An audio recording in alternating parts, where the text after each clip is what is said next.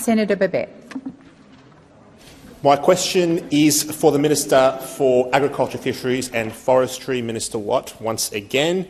Now, Minister, I understand that you've previously discussed the topic of livestock mRNA vaccines at one of your agricultural minister meetings. Now, can you provide us an update on the progress of mRNA for livestock, which are intended for human consumption? Have any trials of mRNA vaccine commenced in Australia for livestock?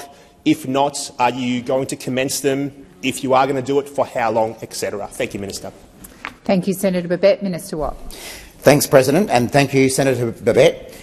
Senator Babet, I note that you now join Labor senators in asking questions about agriculture, and I look forward to the National Party one day joining you in sharing your interest in the agriculture sector of Australia. But maybe we'll get there one day.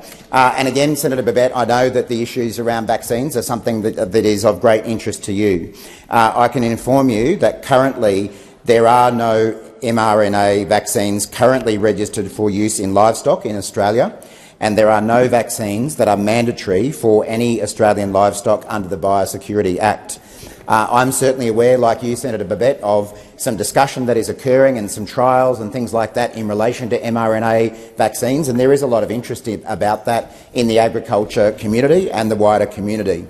I'm aware that a research project funded by Meat and Livestock Australia is currently being undertaken by the New South Wales Government, and that project has commenced trials on the immunological response to an mRNA vaccine construct in Canada.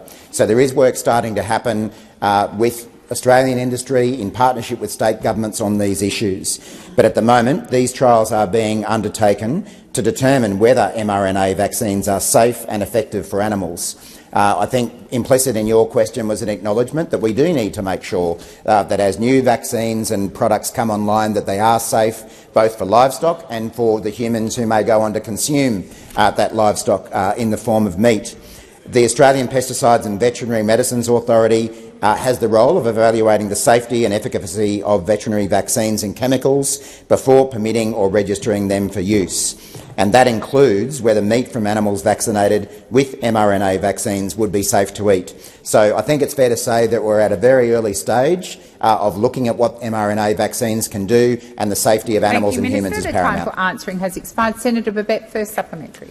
Thank you, Minister. Now, my next question would be, of course, now, if we ever do approve mRNA for animals, if that day comes, or rather when that day comes, I have the feeling is a better way to put it, will your government, if you're still in government, would you commit to labelling food products made from animals that have been injected with mRNA? Because I don't want to eat that stuff, and I think there's a lot of people that don't want to eat that stuff either.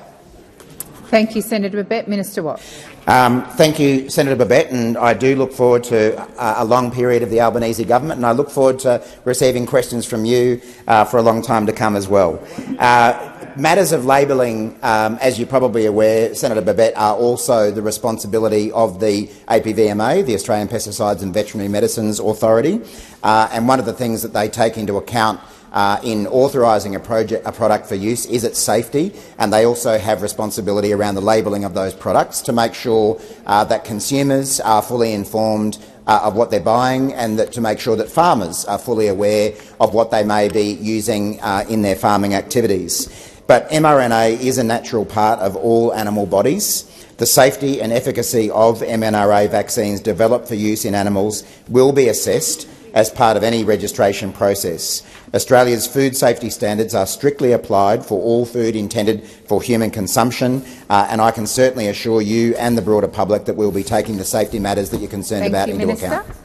Senator Babet, second supplementary. All right. Minister, now let's say that one day mRNA is being injected into livestock. It's going to be used for human consumption. It's very realistic that this could happen.